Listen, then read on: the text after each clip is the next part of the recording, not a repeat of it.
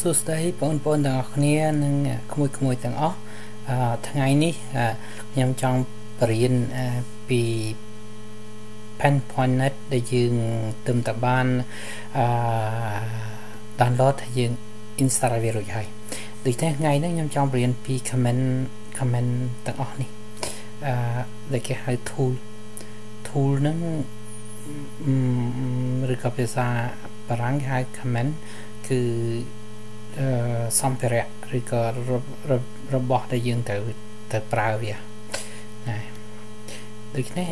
ថ្ងៃហ្នឹងយើងមិនបានរៀនពី tool ទាំងអស់ហ្នឹងទេប៉ុន្តែយើងអាចយក tool សំខាន់ពី3មករៀន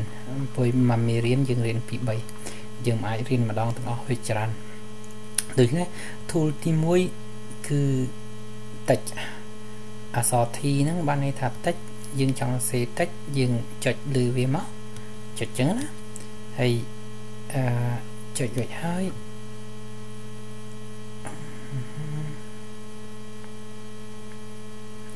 ណា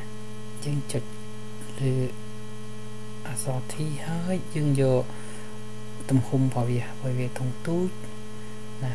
យើងយកឲ្យវាធំតិចមកយើងអាចសរសេរបានណាយើងអាចសរសេរ hello ចឹងhello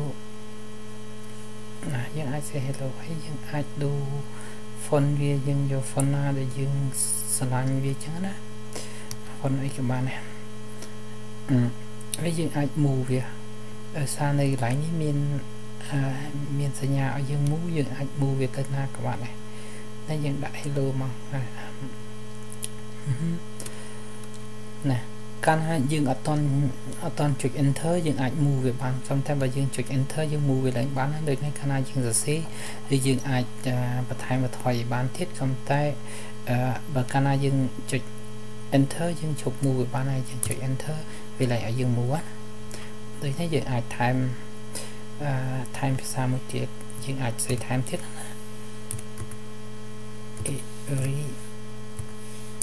everybody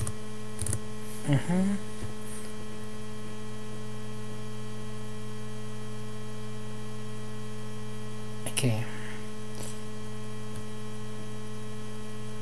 ដូចនេះយើងអាចនៅតែ move វាបានទាំងពីរអញ្ចឹងហើយយើងមានកន្លែងនេះយើងអាចដូរ color របស់វាដូរ color ហើយយើងចង់ដូរពណ៌ដូរអីវានៅហ្នឹងយើងអាចដូរពណ៌បានតែយើងចង់បើថាយើងដូរ font យើងអាចចុចកន្លែងនេះវានៅតែដូរ font អីបានអញ្ចឹងយើងយក font មួយទៀតអញ្ចឹងនេះវាដូរបានហើយបើសិនជាយើងចង់ដាក់ពុម្ពអក្សរផ្សេងទៀតឲ្យដាច់ពីគ្នាយើងចុច comment ស្អីមួយទៅវាដាច់ពីហ្នឹងចុចប៉ុណ្្នឹងទៅវាដាច់ហើយដាច់ហើយទៅនេះយើងចុចតិចម្ដងទៀតយើងអាចយកពុម្ពអក្សរផ្សេង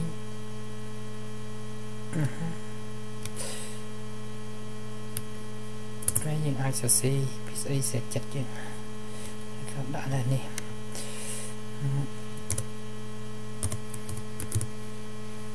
អញ្ចឹងយើងសេយើងអាចដូរពណ៌វាសេចចិត្តយើងដូរពណ៌វាហើយយើងលុបសេចចិត្តយើងណាអូខេទៅចប់មួយទៀតហើយដូចនេះអានេះយើងឃើញ comment មួយ comment តិចហើយក៏ប៉ុន្តែគាត់ថាឥឡូវហ្នឹងតើកាលណាយើងចុច enter ចុចហើយយើង move វាឡើងបានហើយ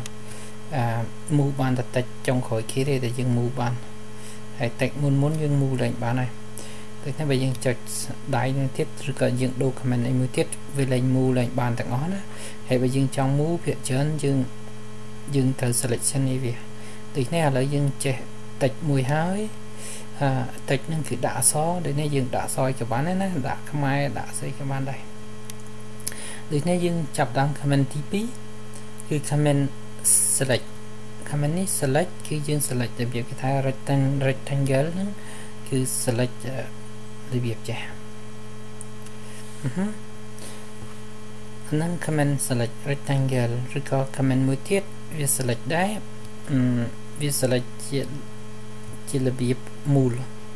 ចឹងណាអាហ្នឹងយើងស្គាល់ comment មួយទៀតហើយវា select របៀបមូលមួយនេះ select rectangle មួយនេះ select ជារង្វង់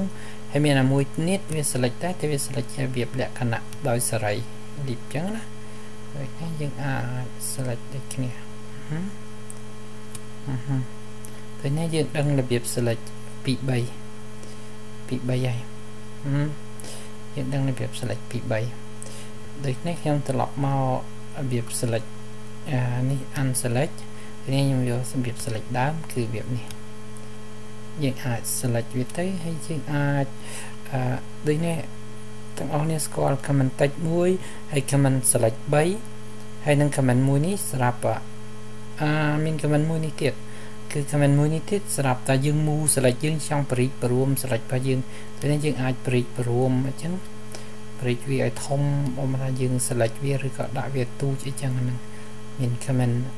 comment select មានច្រើន comment select មាន3ហើយ comment move select 1ហើយ comment មួយនេះគឺកាលណាយើង select ហើយយើងចង់ move ស្អីដែលយើង select យើង move វាបានដូចនេះយើងទាញវាទៅត្នេះនោះអញ្ចឹងណាទាញយ៉ាងកែដូចនេះយើងស្គាល់របៀប move វាអូខេ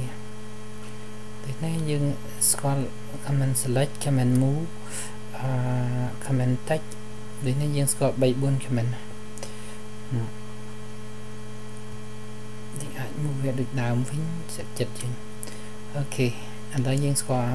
comment text ហើយនឹង comment select rectangle comment select គេហៅ lasso ឬក៏ leaf ហើយ comment select របៀប circle ឬក៏ ellipse ហើយយើងមាន comment មួយនេះទៀតគឺសម្រាប់យើងប្រិចព្រម select របស់យើងហើយនឹង comment មួយចុងក្រោយនេះគឺសម្រាប់ move ស្អីដែលយើង select ហើយយើងចង់ move វាទៅឆ្វេងទៅស្ដាំទៅអី select បានតាមចិត្តដូចនេះថ្ងៃហ្នឹងយើងបានឃើញ comment touch ហើយ comment select ហើយ comment move ណាស់ចាំយើងរៀនបន្តទៀត comment ផ្សេងទៀតអូខេចាំបន្តទៀត